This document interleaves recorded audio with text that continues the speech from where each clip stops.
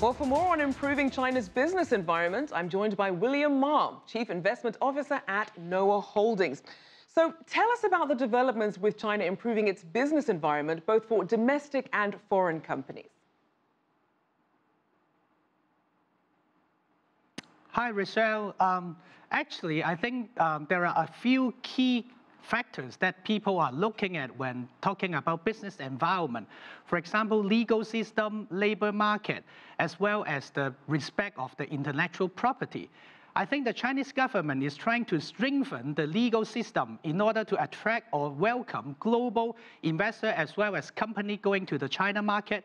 But there are different challenges the Chinese government is facing as well as globally. For example, the new technology disrupting different companies, different sectors. And this is a challenge for everyone globally. And speaking of the challenges, what would you say are the main challenges when it comes to streamlining administration for a better business environment in China? I think the main challenges is basically an internet disruption across different sectors and industry. Just like in the US, self-driving cars is a key concern or key topics in terms of regulations. I think in the China market, because internet is disrupting different industry in terms of distribution, legal and environment, compounded by the strong growth of domestic China economy. The challenge for the government is how to adopt the latest global standard, but at the same time cope with the local environment, and which is acceptable and suitable for the global companies going to the China market. This is the challenge that the Chinese government now is facing. So as China continues to open up, what would you say are the major hurdles that tend to come up for foreign firms conducting business in China and dealing with the government?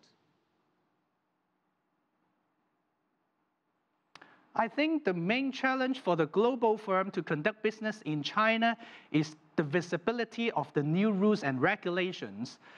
Due to the rapid change of market and environment by different sectors and different industry, for the global firms, when they want to do their 5-year plan and 10-year plan in entering the China market, they have to think about the visibility of the legal system. But at the same time, because of the industry change so much, I think the government also have limited visibility on how to better implement a legal system. That is the challenge faced by the global firm.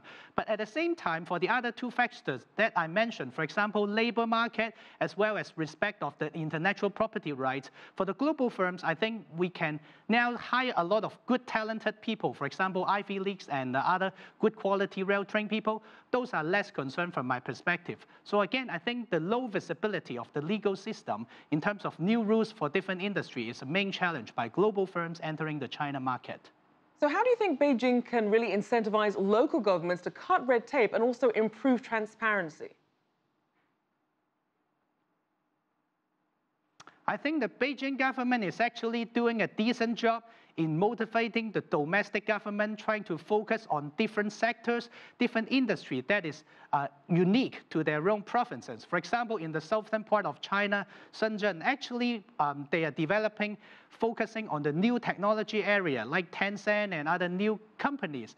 And the new things that the local government can do is also maybe co-invest or provide domestic capital and trying to partner with the private companies to understand the latest development and needs from the domestic, customer, so that they would, in terms of shaping the rules, the laws, they will be more on the ground and understand the need of the market. So partnering with the domestic companies as well as providing the domestic government seeding capital would help actually shape the better, laws for different industry from my perspective. Now, we know that U.S. Treasury Secretary Steve Mnuchin is weighing this visit to Beijing amid these U.S.-China trade tensions. What do you think that will do when it comes to lifting business confidence in doing business in China?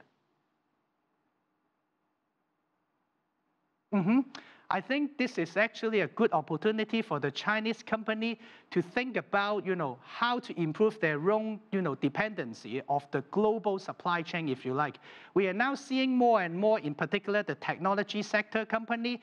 they are implementing more R&D. For example, in 2020, the research and development of all the private companies in China actually will surpass US. So I think the domestic Chinese companies are actually spending more in terms of R&D and also improve their own supply demand in terms of supply chain. The second thing I think the Chinese company is doing is to partner with companies in different regions. For example, Taiwan, Japan, Korea, which could be comprehensive to their current partnership with the US companies. All right, thank you so much. William Ma, their Chief Investment Officer at Noah Holdings.